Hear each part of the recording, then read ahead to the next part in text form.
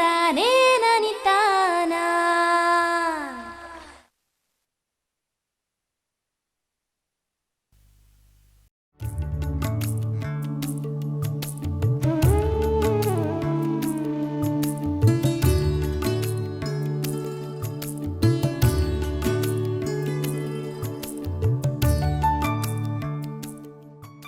ಜಾನುವಾರು ನಮ್ಮ ರಾಷ್ಟ್ರದ ಅಮೂಲ್ಯ ಸಂಪತ್ತು.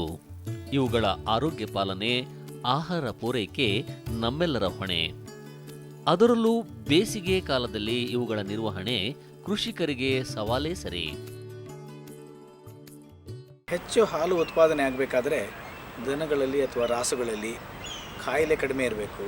ಅದಕ್ಕಿಂತ ಅತಿ ಮುಖ್ಯವಾದಂಥದ್ದು ಏನಂತ ಹೇಳಿದರೆ ಪಾಲನೆ ಬಗ್ಗೆ ನಾವು ಮಾತಾಡ್ಕೊಳ್ಬೇಕು. ಪಾಲನೆಯಲ್ಲಿ ಬಂದಾಗ ಆಹಾರದ ಬಗ್ಗೆ ಹೆಚ್ಚು ಗಮನ ಕೊಡ್ತೇವೆ. ಆಹಾರದಲ್ಲಿ ಹೆಚ್ಚು ಗಮನ ಕೊಡುವಾಗ ಉದ್ದೇಶ ನಮ್ಮದು ಇಷ್ಟ ಆಗಿರುತ್ತೆ. ಒಂದು ಕಾನ್ಸಂಟ್ರೇಟ್ ಫೀಡ್ ಅಂತ ಒಂದು ಕೊಡುವಂಥದ್ದು, ಮತ್ತು ಹುಲ್ಲು, ಒಣ ಹುಲ್ಲು ಮತ್ತು ಹಸಿ ಹುಲ್ಲು ಎರಡೂ ಬೇಕಾಗುತ್ತೆ. ಹಸಿ ಹುಲ್ಲು ಎಷ್ಟರ ಮಟ್ಟಿಗೆ ನಮಗೆ ಬೇಕಂತ ಹೇಳಿದರೆ ಪ್ರತಿ ವರ್ಷದಲ್ಲಿ, ಇಡೀ ವರ್ಷದಲ್ಲಿ ಹಸಿ ಹುಲ್ಲು ಬೇಕಾಗುತ್ತೆ. ಆದರೆ ಹಸಿ ಹುಲ್ಲು ವರ್ಷ ಪೂರ್ತಿ ಸಿಗೋದಿಲ್ಲ. ಕಾರಣ ಇಷ್ಟೇ, ಯಾವುದೇ ಹುಲ್ಲು ಮಳೆ ಆಶ್ರಿತವಾಗಿರುತ್ತೆ. ನಮ್ಮ ರಾಜ್ಯದಲ್ಲಿ 4 ತಿಂಗಳುಗಳ ಕಾಲ ನಮಗೆಲ್ಲರಿಗೂ ಗೊತ್ತಿದೆ ಹಸಿ ಹುಲ್ಲಿನ ಮೇವಿನ ಕೊರತೆ ತುಂಬ ಆಗಿರುತ್ತೆ. ಆದ ಕಾರಣ ಎಲ್ಲರೂ ಏನು ಮಾಡ್ತೀವಿ, ಒಣ ಹುಲ್ಲುಗಳಿಗೋಸ್ಕರ ಆಧಾರ ಪಡ್ತೀವಿ. ಇದು ಏನಾಗಿರುತ್ತೆ, ನಮ್ಮಲ್ಲಿ ಬರುವಂತಹ ಯಾವುದರಲ್ಲಿ ಅಗ್ರಿಕಲ್ಚರ್ ಅಂದರೆ ಬೇಸಾಯದಲ್ಲಿ ಬರುವಂತಹ ಪದಾರ್ಥಗಳನ್ನು ಉಪಯೋಗ ಮಾಡಿಕೊಂಡು ದನಕರುಗಳನ್ನು ಪಾಲನೆ ಮಾಡ್ತೀವಿ.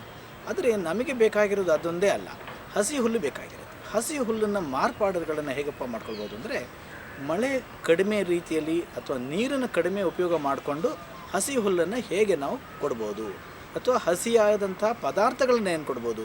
ಒಂದು ಹುಲ್ಲಾಗ್ಬೋದು, ನಂತರ ಮರ ಮತ್ತು ಗಿಡ, ಇವುಗಳ ಸೊಪ್ಪನ್ನು ಮಾಡ್ಕೊಳ್ಬೋದು. ಈ ಸೊಪ್ಪಿನ ಬಗ್ಗೆನೇ ಅತಿ ಹೆಚ್ಚು ಒತ್ತು ಕೊಡ್ತಾ ಇದ್ದೀವಿ ಇತ್ತೀಚಿನ ದಿನಗಳಲ್ಲಿ. ನಾನು ಪಶುವೈದ್ಯಕೀಯ ಮಹಾವಿದ್ಯಾಲಯದಲ್ಲಿ ಹಾಗೂ ನಮ್ಮ ಯೂನಿವರ್ಸಿಟಿಯಲ್ಲಿ ನಾವೊಂದು ಪ್ರಾತ್ಯಕ್ಷತೆಯನ್ನು ಮಾಡಿದ್ದೇವೆ. ಇದರಲ್ಲಿ ಕೂಡ ಏನಾಗುತ್ತೆ, ಕೆಲವೆಲ್ಲ ಹುಲ್ಲನ್ನೇ ಬೆಳಿಬೇಕು ಅಂತ ಏನಿಲ್ಲ, ಗಿಡ ಮರಗಳ ಸೊಪ್ಪು ನಮಗೆ ಮುಖ್ಯ. ಇದನ್ನು ಬದುಗಳಲ್ಲಿ ಬೆಳಿಬೋದು, ಕಡಿಮೆ ನೀರನ್ನು ಕೊಟ್ಟು ಕೂಡ ಬೆಳಿಬೋದು. ಕಡಿಮೆ ನೀರನ್ನು ಕೊಟ್ಟು ಬೆಳೆಯೋದೇ ಅತಿ ಮುಖ್ಯ ನಮಗೆ. ಇನ್ನು ಈ ದೃಷ್ಟಿಯಿಂದ ಇವತ್ತಿನ ದಿವಸ ಒಂದು ಹೊಸ ಕಾರ್ಯಕ್ರಮವನ್ನು ಹಾಕೊಂಡಿದ್ದೇವೆ.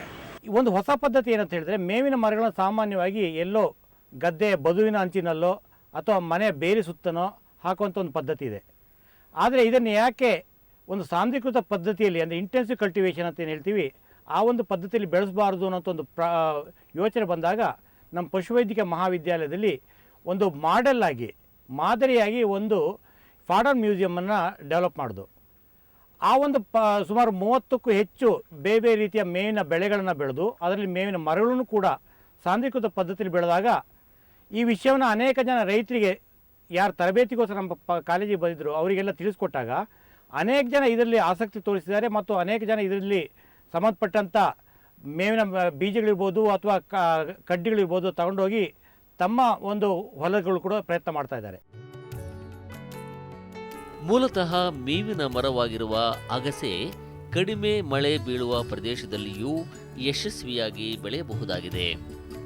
ಇದರ ಎಲೆ ಕೊಂಬೆಗಳನ್ನು ಬೇಸಿಗೆಯಲ್ಲಿ ಹಸಿರು ಮೇವಾಗಿ ಬಳಸುವ ಮೂಲಕ ಜಾನುವಾರುಗಳಿಗೆ ಪೌಷ್ಟಿಕ ಭರಿತ ಆಹಾರ ಪೂರೈಸಬಹುದಾಗಿದೆ. ಪ್ರೋಟೀನ್ ಅಂಶವನ್ನು ಹೆಚ್ಚಿನ ಪ್ರಮಾಣದಲ್ಲಿ ಹೊಂದಿರುವ ಅಗಸೆ ಜಾನುವಾರುಗಳಲ್ಲಿ ಪಚನಕ್ರಿಯೆ ವೃದ್ಧಿಸಿ ಉತ್ತಮ ಆರೋಗ್ಯಕ್ಕೆ ಸಹಕಾರಿಯಾಗಿದೆ. ತನ್ಮೂಲಕ ಹಾಲಿನ ಉತ್ಪಾದನಾ ಸಾಮರ್ಥ್ಯವನ್ನು ಹೆಚ್ಚಿಸುವುದಲ್ಲದೆ ಹಾಲಿನ ಗುಣಮಟ್ಟವನ್ನು ಹೆಚ್ಚಿಸುತ್ತದೆ ಎನ್ನುವುದು ಇತ್ತೀಚಿನ ಸಂಶೋಧನೆಯ ಫಲಶ್ರುತಿ. ಬೇಸಿಗೆ ಕಾಲದಲ್ಲಿ ಮರಗಿಡಗಳ ಮೇವಿನ ಮಹತ್ವವನ್ನು ಮನಗಂಡು ಹೆಬ್ಬಾಳದ ಪಶು ವೈದ್ಯಕೀಯ ಮಹಾವಿದ್ಯಾಲಯ ಅತಿ ಕಡಿಮೆ ಮಳೆ ಬೀಳುವ ಬಹುತೇಕ ಮಳೆಯಾಶ್ರಿತ ಪ್ರದೇಶವಾಗಿರುವ ಚಿಕ್ಕಬಳ್ಳಾಪುರ ಜಿಲ್ಲೆ ಗುಡಿಬಂಡೆ ತಾಲೂಕಿನಲ್ಲಿ ಅಗಸೆ ಕೃಷಿಯನ್ನು ಉತ್ತೇಜಿಸುತ್ತಿದೆ. ಒಂದು ವ್ಯವಸ್ಥಿತವಾದಂಥ ಒಂದು ಸಂಶೋಧನೆ ಮಾಡಬೇಕು, ರೈತರ ಮನೆ ಬಾಗಿಲಲ್ಲೇ ಇದು ಸಂಶೋಧನೆ ಮಾಡಿ ಅದರಲ್ಲಿರುವಂಥ ಸಾಧಕ ಬಾಧಕಗಳನ್ನು ಕಂಡುಹಿಡಬೇಕು ಅನ್ನೋ ದೃಷ್ಟಿಯಿಂದ ಈ ಒಂದು ಪ್ರಯೋಗವನ್ನು ಗುಡಿಬಂಡೆ ತಾಲೂಕಿನಲ್ಲಿ, ನಮ್ಮ ರಾಜ್ಯದ ಅತಿ ಕಡಿಮೆ ಮಳೆ ಬೀಳುವಂಥ ಪ್ರದೇಶಗಳು ಒಂದಾದ ಗುಡಿಬಂಡೆ ತಾಲೂಕಿನಲ್ಲಿ ಈ ಪ್ರಯೋಗ ತಗೊಂಡು ಸುಮಾರು 20 ಜನ ರೈತರು ಸ್ಪಂದಿಸಿ ಇದಕ್ಕೆ ತಕ್ಕಂತೆ ನಮಗೆ ಪ್ರೋತ್ಸಾಹ ನೀಡಿ ಮುಂದೆ ಬಂದಿದ್ದಾರೆ. ಅದರಿಂದ ಹೆಚ್ಚಿನ ಹಾಲು ಉತ್ಪಾದನೆ ಕೂಡ ಕಂಡುಕೊಂಡಿದ್ದಾರೆ. ಮೊದಲೆಲ್ಲ ಬದುಗಳಲ್ಲಿ ಅನುಪಯುಕ್ತ ಕೃಷಿ ಪ್ರದೇಶಗಳಲ್ಲಿ ಬೆಳೆಯುತ್ತಿದ್ದ ಅಗಸೆಯನ್ನು ಸಾಂದ್ರೀಕೃತ ಬೇಸಾಯ ಪದ್ಧತಿಯಲ್ಲಿ ಮುಖ್ಯ ಬೆಳೆಯಾಗಿ ಬೆಳೆಯುವುದರಿಂದ ಬೇಸಿಗೆಯಲ್ಲಿ ಮೇವಿನ ಸಮಸ್ಯೆಗೆ ಪರಿಹಾರ ಕಂಡುಕೊಳ್ಳಬಹುದಾಗಿದೆ ಎನ್ನುವುದು ವಿಜ್ಞಾನಿಗಳ ಅನಿಸಿಕೆ. ಅಗಸೆ ನಮ್ಮ ರಾಸುಗಳಿಗೆ ಕೊಡ್ತಕ್ಕಂಥ ಒಂದು ಮರಗಿಡಗಳ ಮೇವುಗಳಲ್ಲಿ ಉತ್ತಮವಾದಂತಹ ಒಂದು ಮರಗಿಡಗಳ ಮೇವು. ಈ ಅಗಸೆಯನ್ನು ರೈತರು ಕಡಿಮೆ ಮಳೆ ಆಧಾರಿತ ಪ್ರದೇಶದಲ್ಲಿ ಬೆಳ್ಕೋಬೋದು. ಇದಕ್ಕೆ ನೀರಿನ ಅವಶ್ಯಕತೆ ತುಂಬ ಕಡಿಮೆ. ನಮ್ಮ ಜಮೀನಿನ ಬದುಗಳಲ್ಲಿ ಅಥವಾ ಬರಡು ಭೂಮಿಗಳಲ್ಲಿ ಅಗಸೆಯನ್ನು ಬೆಳೆಸ್ಕೋಬೋದು. ಅಗಸೆಯನ್ನು ನಾವು ಒಂದು 6 ತಿಂಗಳ ತನಕ ನೀರಾವರಿ ಕೊಟ್ಟು 6 ತಿಂಗಳ ನಂತರ ಮರವಾಗಿ ಬೆಳೆದಾಗ ಸಣ್ಣದಾಗಿ ಕೊಂಬೆಗಳನ್ನು ಕಟಾವು ಮಾಡಿದ್ದೇ ಆದರೆ ಪ್ರತಿ 3 ತಿಂಗಳಿಗೊಮ್ಮೆ ನಾವು ಈ ಕೊಂಬೆಗಳನ್ನು ಕಟಾವು ಮಾಡಿ ಎಲೆಗಳನ್ನು ರಾಸುಗಳಿಗೆ ಸಾಮಾನ್ಯವಾಗಿ ನೀಡಬಹುದು. ಇದನ್ನು ನಾವು ಹಾಕಬೇಕು ಅಂತ ಹೇಳಿದ್ರೆ 3 x 3 ಅಡಿ ಅಗಲದಲ್ಲಿ ಒಂದೊಂದು ಗಿಡಗಳನ್ನು ಇಟ್ಟಿದ್ದೇ ಆದರೆ 6 ತಿಂಗಳ ಅವಧಿಗೆ ಅದು ಒಂದು ಮರವಾಗಿ ಬೆಳೆದು ನಂತರ ಟೊಂಜೆಗಳನ್ನು ಬಿಡಲಿಕ್ಕೆ ಪ್ರಾರಂಭ ಮಾಡ್ತದೆ. 1 ವರ್ಷದ ನಂತರ ಪ್ರತಿ 3 ತಿಂಗಳಿಗೊಮ್ಮೆ ಒಂದು ಗಿಡದಿಂದ ನಾವು 6 kg ಅಗಸೆ ಸೊಪ್ಪನ್ನು ಪಡ್ಕೋಬೋದು. ಈ ಅಗಸೆ ಸೊಪ್ಪಿನಲ್ಲಿರ್ತಕ್ಕಂಥ ಮುಖ್ಯವಾದ ಗುಣಗಳು ಅಂತ ಹೇಳಿದ್ರೆ, ಈ ಅಗಸೆ ಸೊಪ್ಪಿನಲ್ಲಿ ರಾಸುಗಳ ದೇಹವನ್ನು ತಂಪಾಗಿಡಿಸ್ತದೆ. ಎರಡನೇದಾಗಿ ಇದರಲ್ಲಿ ಅಧಿಕ ಮಟ್ಟದ ಪ್ರೋಟೀನ್, 15-20% ಪ್ರೋಟೀನ್ ಬರ್ತದೆ. ನಮ್ಮಲ್ಲಿ ಏನು ಹೇಳ್ತೀವಿ, ಪಿತ್ತ, ವಾತ, ಕಫಗಳನ್ನು ಗುಣಪಡಿಸ್ತಕ್ಕಂಥ ಒಂದು ಒಳ್ಳೆಯ ಗುಣ ಇದೆ. ರಾಸುಗಳ ಪಚನ ಕ್ರಿಯೆಯಲ್ಲಿ ಅತ್ಯುತ್ತಮವಾದ ಸಹಾಯವನ್ನು ಇದು ಮಾಡ್ತದೆ. ಜೊತೆಗೆ ಇದರಲ್ಲಿ ನಾವು ಇಂಗ್ಲೀಷ್ನಲ್ಲಿ ಗ್ಯಾಲಕ್ಟೋಗ ಪ್ರಾಪರ್ಟೀಸ್ ಅಂತ ಕರಿತೀವಿ. ಹಾಲು ಉತ್ಪಾದನೆ ಮಾಡ್ತಕ್ಕಂಥ ಗುಣ ಜಾಸ್ತಿ ಇದೆ. ಇದನ್ನು ಸಾಮಾನ್ಯವಾಗಿ ನಾವು ರಾಸುಗಳಿಗೆ ದಿನಂಪ್ರತಿ 3-5 kg ಅಗಸೆ ಸೊಪ್ಪನ್ನು ಕೊಟ್ಟಿದ್ದೆ ಆದರೆ ರಾಸುಗಳ ಹಾಲು ಉತ್ಪಾದನಾ ಪ್ರಮಾಣದಲ್ಲಿ 20% ಜಾಸ್ತಿ ಆಗುತ್ತೆ. ಜೊತೆಗೆ ಹಾಲಿನ ಗುಣಮಟ್ಟದ ನಾವೇನು ಡಿಗ್ರಿ ಅಂತ ಕರಿತೀವಿ, ಲ್ಯಾಕ್ಟೋಮೀಟರ್ ರೀಡಿಂಗು 26 28-29 ಹೋಗ್ಬೋದು. SNF ಅಂತಕ್ಕಂಥ ಅಂಶ, ಸಾಲಿಡ್ಸ್ ನಾಟ್ ಫ್ಯಾಟು 8.3 ಇರ್ತಕ್ಕಂಥ 8.5 ಆಗ್ಬೋದು. ಜೊತೆಗೆ ರಾಸುಗಳ ದೇಹದಲ್ಲಿ ಉತ್ತಮ ಬೆಳವಣಿಗೆ ಉಂಟಾಗ್ತದೆ, ರಾಸುಗಳ ಆರೋಗ್ಯ ಕಾಪಾಡುತ್ತೆ, ರಾಸುಗಳಲ್ಲಿ ಸಂತಾನೋತ್ಪತ್ತಿ ಕ್ರಿಯೆಯೂ ಸಹ ಒಂದು ಅಭಿವೃದ್ಧಿ ಹೊಂದುತ್ತದೆ. ಈ ಕುರಿತಾಗಿ ಕೃಷಿಕರಲ್ಲಿ ಜಾಗೃತಿ ಮೂಡಿಸುವ, ತಾಂತ್ರಿಕ ಮಾಹಿತಿ ಪೂರೈಸುವ ನಿಟ್ಟಿನಲ್ಲಿ ಬೀದರ್ನಲ್ಲಿರುವ ಕರ್ನಾಟಕ ಪಶುವೈದ್ಯಕೀಯ ಪಶು ಹಾಗೂ ಮೀನುಗಾರಿಕೆ ವಿಜ್ಞಾನಗಳ ವಿಶ್ವವಿದ್ಯಾಲಯ ಹಾಗೂ ರಾಜ್ಯ ಪಶುಪಾಲನೆ ಮತ್ತು ಪಶುವೈದ್ಯಕೀಯ ಸೇವೆಗಳ ಇಲಾಖೆ ಸಂಯುಕ್ತವಾಗಿ ಕ್ಷೇತ್ರೋತ್ಸವವನ್ನು ಇತ್ತೀಚೆಗೆ ಗುಡಿಬಂಡೆ ತಾಲೂಕಿನ ಚಿಕ್ಕ ತಮ್ಮನಹಳ್ಳಿಯಲ್ಲಿ ಆಯೋಜಿಸಿದ್ದವು. ಇಲ್ಲಿ ಮಳೆ ತುಂಬ ಕಡಿಮೆ, ಆದರೆ ಸಕಾಲಕ್ಕೆ ಮಳೆ ಬಂದಿದ್ದೇ ಆದರೆ ರೈತರು ರಾಗಿನ ಬೆಳ್ಕೊಂಡು ರಾಗಿ ಹುಲ್ಲನ್ನು ತಮ್ಮ ದನಕರುಗಳಿಗೆ ಮೇವಾಗಿ ಉಪಯೋಗಿಸ್ತಾರೆ. ಆದರೆ ಹಸಿರು ಮೇವು ಬೆಳ್ಕೊಳ್ಳೋಕ್ಕೆ ಇಲ್ಲಿ ನೀರು ಸಿಗೋದಿಲ್ಲ. ಮತ್ತು ಮಳೆಗಾಲದಲ್ಲಿ ಒಂದು ಸ್ವಲ್ಪ ಬೋರ್ವೆಲ್ಲಲ್ಲಿ ನೀರಿದ್ದರೂ ಸಹ ಬೇಸಿಗೆ ಬಂದಾಗ ಆ ಬೋರ್ವೆಲ್ಗಳು ಡ್ರೈ ಆಗೋದ್ರಿಂದ ಅವರಿಗೆ ಹಸಿರು ಮೇವಿನ ಅವಶ್ಯಕತೆ ಅದರ ಅವಶ್ಯಕತೆ ತುಂಬ ಇದೆ ಬೇಸಿಗೆ ಟೈಮಲ್ಲಿ. ಇದನ್ನು ನಾನು ಮನದಟ್ಟು ಮಾಡಿಕೊಂಡು ಇದರ ಏನಾದ್ರು ಒಂದು ಮಾಡಬೇಕಲ್ಲ ಅಂದಾಗ ಈ ಅಗಸೆ ಅನ್ನೋದು ನಮಗೆ ಒಂದು ಕಲ್ಪವೃಕ್ಷದ ಥರ ನಮ್ಮ ಎದುರಿಗೆ ಕಾಣಿಸ್ತು. ಆವಾಗ ಕಾಲೇಜಿನ ವತಿಯಿಂದ ಹಾಗೂ ನಮ್ಮ ಇಲಾಖೆಯ ವತಿಯಿಂದ ಇದನ್ನು ಹೇಗೆ ಜನಗಳಲ್ಲಿ ನಾವು ಪ್ರಚಾರ ಮಾಡ್ಬೋದು, ಹೇಗೆ ಇದರಿಂದ ಇದ್ರ ಉಪಯೋಗಗಳನ್ನು ಜನಗಳಿಗೆ ತಿಳಿ ಹೇಳಿಸ್ಬೋದು ಅನ್ನೋ ಒಂದು ನಿಟ್ಟಿನಲ್ಲಿ ಒಂದು ಹೆಜ್ಜೆನ ಇಟ್ವಿ. ಆ ಹೆಜ್ಜೆ ಇಟ್ಟಾಗ ಒಂದಷ್ಟು ಜನನ ನಾವು ಸೇರಿಸಿ ಅವರಿಗೆ ಇದರ ಬಗ್ಗೆ ಮಾಹಿತಿ ಕೊಟ್ವಿ. ಆಸಕ್ತಿ ತೋರಿಸಿದ ರೈತರಲ್ಲಿ ಕೆಲವೊಬ್ಬರನ್ನ ನೀರಾವರಿ ಇರೋ ಅಂಥವ್ರನ್ನ, ಯಾಕಂದರೆ ಅಗಸೆ ಬೆಳೆಯೋದಕ್ಕೆ ಸ್ವಲ್ಪ ಇನಿಷಿಯಲ್ ಸ್ಟೇಜಸ್ಸಲ್ಲಿ ಸ್ವಲ್ಪ ನೀರಾವರಿ ಬೇಕಾಗುತ್ತೆ. ಅದಕ್ಕೆ ಒಂದು 10-20 ರೈತರನ್ನ ಸೆಲೆಕ್ಟ್ ಮಾಡಿಕೊಂಡು ಅವರಿಗೆ ಇದ್ರ ಬಗ್ಗೆ ಇನ್ನಷ್ಟು ತಿಳಿಸಿ ಹೇಳಿದ್ವಿ. ಜೊತೆಗೆ ಒಂದು ಡೆಮಾನ್ಸ್ಟ್ರೇಷನ್ ಫಾರ್ಮಲ್ಲಿ ಕರ್ಕೊಂಡೋಗಿ ತೋರಿಸಿದ್ವಿ ಅವರಿಗೆ ಇದರಿಂದ ಆಗೋ ಉಪಯೋಗ ಏನು, ನೀವು ಯಾವ ಥರ ಬೆಳಿಬೋದು ಅಂತ. ಹಾಗೆ ರೈತರು ಈ ಮಳೆಗಾಲ ಪ್ರಾರಂಭದಲ್ಲಿ ಅಂದರೆ ಜೂನ್ ತಿಂಗಳಲ್ಲಿ ಆ ಸಸಿಗಳನ್ನು ನೆಟ್ಕೊಂಡ್ರು. ಸುಮಾರು ಅಕ್ಟೋಬರ್ ತಿಂಗಳಿಗೆ ಅಂದರೆ 6 ತಿಂಗಳ ಕಾಲಾವಕಾಶದಲ್ಲಿ ಗಿಡಗಳು ಒಂದು 3-4 ಮೀಟ್ರ್ ಹೈಟ್ ಬೆಳೀತು. ರೈತರಿಗೆ ನಿಜವಾಗ್ಲೂ ಸಂತೋಷ ಆಯ್ತು ಇದರಿಂದ. ಅಕ್ಟೋಬರ್ ತಿಂಗಳಲ್ಲಿ ಒಂದು ಕಟ್ ಮಾಡಿ ತೋರಿಸ್ಕೊಟ್ವಿ ಅವರಿಗೆ, ಹೇಗೆ ನೀವು ಬಯೋಮಾಸ್ ಅಂತಾರೆ, ಬಯೋಮಾಸ್ನ ಹೇಗೆ ಜಾಸ್ತಿ ಮಾಡ್ಬೋದು ಅಂತ. ಅವರು ಅದನ್ನು ಕೂಡ ನೀಟಾಗಿ ಮಾಡಿದ್ರು ರೈತರು, ಒಂದು 20 ಜನ ರೈತರು. ಆಮೇಲೆ ಅದರದ್ದು ಹೇಗೆ ಪರಿಣಾಮ ಹಾಲಿನ ಇಳುವರಿ ಮೇಲೆ ಅಂತ ಅವ್ರಿಗೆ ತಿಳಿಸ್ಕೊಡೋದಕ್ಕೋಸ್ಕರ ದಿನಕ್ಕೆ 5 kg ಅಗಸೆನ ತೂಕ ಮಾಡಿ ನಿಮ್ಮ ರಾಸುಗಳಿಗೆ ದಿನ ಫೀಡ್ ಮಾಡಿ, ಆಮೇಲೆ ನೋಡೋಣ ಅದ್ರ ಪರಿಣಾಮ ಏನಾಗುತ್ತೆ ಅಂತಂದು ಹೇಳಿದ್ವಿ. ರೈತರೆಲ್ಲ ಸಂತೋಷವಾಗಿ ಒಪ್ಕೊಂಡು 5 kg ತೂಕ ಮಾಡಿ ಕಟ್ ಮಾಡಿ ತಂದು ತೂಕ ಮಾಡಿ ಅವ್ರ ರಾಸುಗಳಿಗೆ ತಿನ್ನಿಸಿದ್ರು. ಅದರಿಂದ ಹಾಲಿನ ಇಳುವರಿ ಜಾಸ್ತಿ ಆಯಿತು.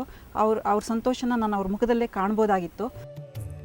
ಅಗಸೆಯನ್ನು ಒಣಮೇವು, ಪಶು ಆಹಾರಗಳ ಜೊತೆ ಪೂರೈಸುವುದರಿಂದ ಹಾಲಿನ ಉತ್ಪನ್ನದಲ್ಲಿ ಗಮನಾರ್ಹ ಏರಿಕೆಯಾಗಿದೆ ಎನ್ನುವ ಸ್ಥಳೀಯ ಕೃಷಿಕರು ಇದರಿಂದ ಜಾನುವಾರುಗಳ ಆರೋಗ್ಯ ಸುಧಾರಿಸಿದೆ ಹಾಗೂ ಹಾಲಿನ ಕೊಬ್ಬಿನ ಅಂಶ ಹೆಚ್ಚಾಗಿದೆ ಎನ್ನುತ್ತಾರೆ.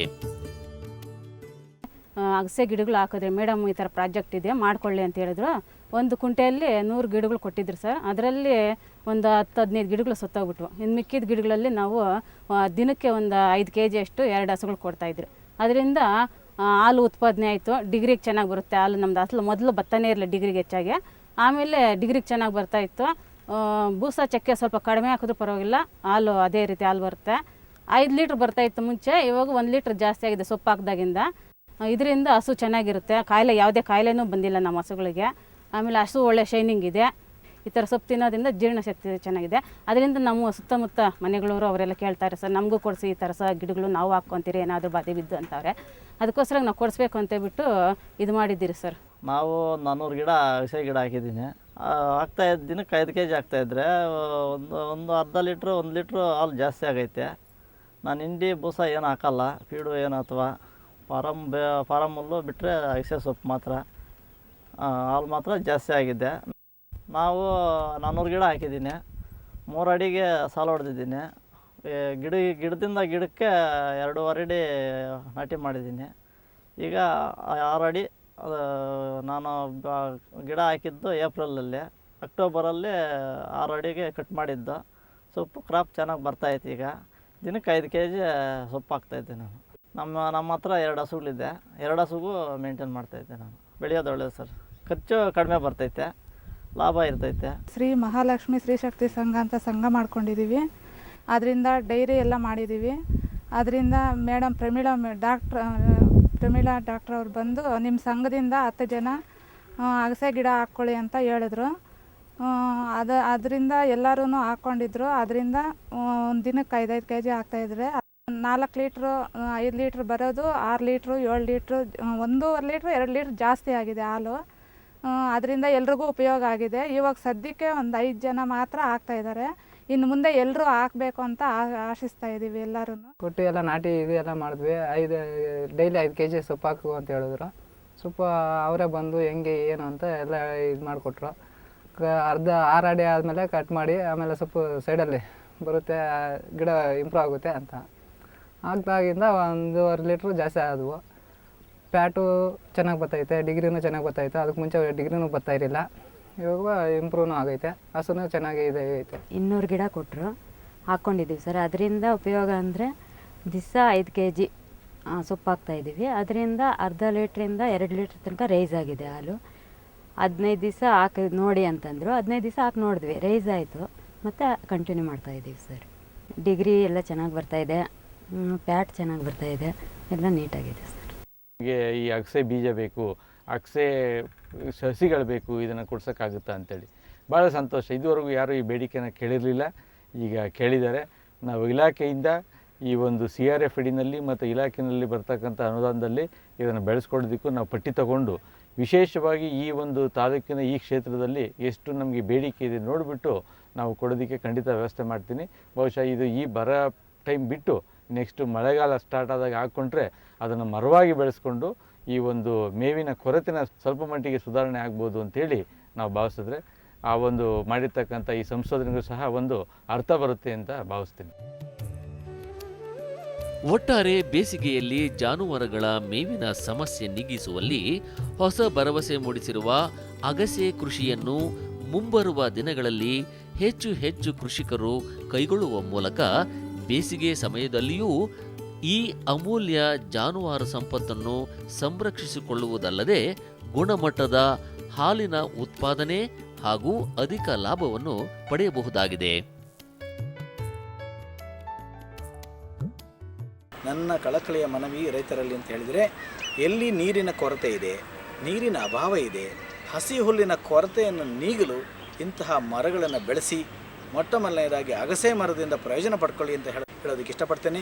ಈ ಒಂದು ರೀತಿಯಲ್ಲಿ ಮೇವಿನ ಮರಗಳನ್ನು ಸಾಂದ್ರೀಕೃತ ಪದ್ಧತಿಯಲ್ಲಿ ನಮ್ಮ ರಾಜ್ಯದಲ್ಲಿ ಎಲ್ಲೆಲ್ಲಿ ಮಳೆ ಕಡಿಮೆ ಬೀಳುತ್ತೋ ಅಂಥ ಪ್ರದೇಶದಲ್ಲಿ ನಾವು ಪ್ರೋತ್ಸಾಹ ಮಾಡಿದ್ದೇ ಆದಲ್ಲಿ ಬಹುಶಃ ಈ ಮೇವಿನ ಕೊರತೆ ಏನು ಸಿಗುತ್ತೆ, ವಿಶೇಷವಾಗಿ ಬೇಸಿಗೆಯ 3-4 ತಿಂಗಳಲ್ಲಿ ಆ ಕೊರತೆ ನೀಗಿಸಲಿಕ್ಕೆ ನಮಗೆ ಅನುಕೂಲ ಆಗುತ್ತೆ. ಸಾಮಾನ್ಯವಾಗಿ ನಮ್ಮ ರೈತರು ಹೇಳ್ತಾ ಇರ್ತಾರೆ, ಸ್ವಾಮಿ ಬೇಸಿಗೆ ಕಾಲ ಬಂತು, ಹಸಿರುಳಿಲ್ಲ, ಏನು ಮಾಡೋದು? ಅದು ಚಿಂತೆ ಮಾಡೋದು ಬೇಕಿಲ್ಲ. ಮಳೆಗಾಲದ ಸ್ವಲ್ಪ ಬದುಗಳ ಮೇಲೆ ಅಗಸೆ ಸೊಪ್ಪನ್ನು ಒಂದು 3 ಅಡಿಗೆ ಒಂದು ಹಾಕ್ಕೊಳೋದು ಅಥವಾ ಬರಡು ಭೂಮಿನಲ್ಲಿ ಹಾಕ್ಕೊಳೋದು, ಆ ಥರ ಮಾಡ್ಕೊಂಡಿದ್ದೆ ಆದರೆ ಅಟ್ಲೀಸ್ಟ್ ಕನಿಷ್ಠ ಪಕ್ಷ ಹಸಿರು ಇಲ್ಲದಂಥ ಸಮಯದಲ್ಲಿ ಒಂದು 5 kg ಅಗಸೆ ಸೊಪ್ಪನ್ನು ಕೊಟ್ಟಾಗ ರಾಸುಗಳಿಗೆ ನಾವು ಏನು ಒಣವಸ್ತುವಿನ ಅವಶ್ಯಕತೆ ಅಂತ ಹೇಳ್ತೀವಿ, ಸುಮಾರು 3 kg ಒಣವಸ್ತುವಿನ ಅವಶ್ಯಕತೆಯನ್ನು ರಾಸುಗಳಲ್ಲಿ ನಾವು ಸರಿದೂಗಿಸ್ಬೋದು.